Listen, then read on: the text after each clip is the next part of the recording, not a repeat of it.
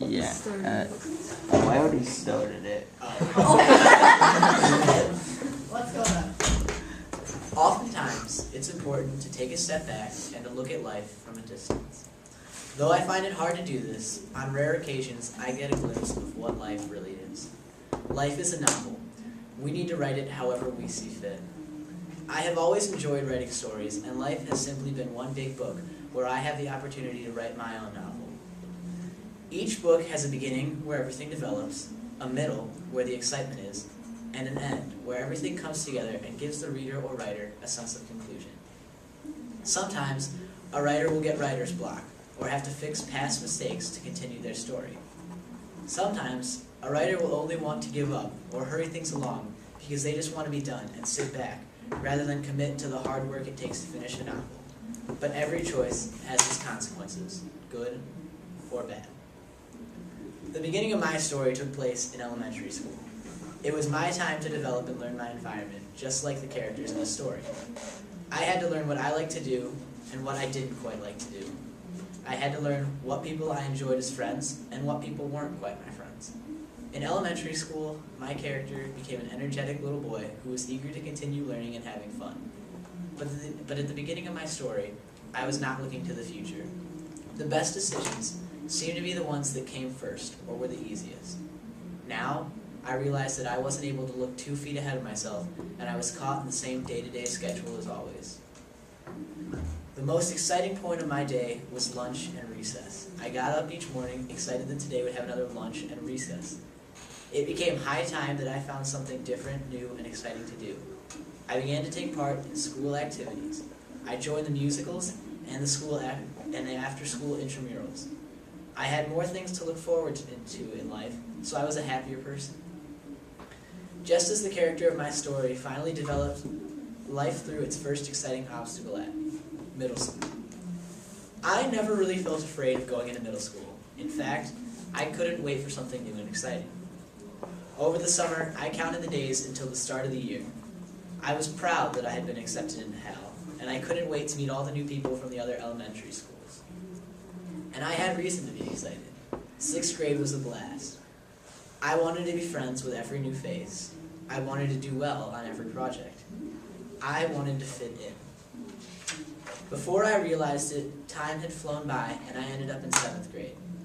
Now I realize that 7th grade was when I really began to make my novel my own. This year, we read a poem that I think really fits my 7th grade situation, and that poem is The Road Not Taken by Robert Frost. I realized that as nice as it was to fit in, it was also important to be yourself and to make your own decisions. In The Road Not Taken, a traveler comes across a fork in the road and chooses the path less traveled upon. The traveler says that choosing that path made all the difference in his life. I wanted to start making a difference in my life and to be my own person. Just like a book needs to be unique to keep a reader's attention, everyone needs to be their own person to be happy. I started by trying out for the school volleyball team. There were some times where people laughed because they thought that volleyball wasn't quite masculine enough. But it was my choice, and I enjoyed being on the team with a few of my friends. And people quickly accepted me for who I am, not because I played a certain sport. In 7th grade, I also learned how to persevere, even when I was in a situation that I didn't quite want to be in. Sometimes a writer will want to give up on something because they don't think that they can carry through the plot.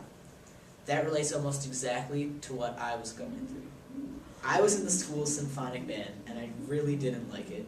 Each day, I would groan on my way to band and only feel bad for myself. I tried asking my parents if I could quit, but they told me that our family has no quitters. I realized that I had to make the best of the situation I was in, and I tried my best to do so. I'm glad my parents had this reaction, because I now know that it made me a stronger person who could persevere even when they were unhappy. Because there is always a bright light at the end of each tunnel. When 8th grade came around the corner, I got my first writer's block. Everything began to seem a little routine. I was used to switching classes. I was used to the extra homework, and I was used to teachers becoming more strict as time went on. I was bored. I began to slack off. I would forget to do homework assignments, and I wouldn't study when I needed to. In 2nd quarter geometry, I began to care less and less about learning, and let me share something with you. In 8th grade, second quarter geometry, I got a C. Have you ever walked upstairs when it was dark and taken a step thinking there was one more step when there really wasn't? You get that sort of falling sensation, and that was exactly what I felt. I realized what I was doing. I realized that I had to get back to work and to go back to looking to the future, not just looking at where I was at a certain moment.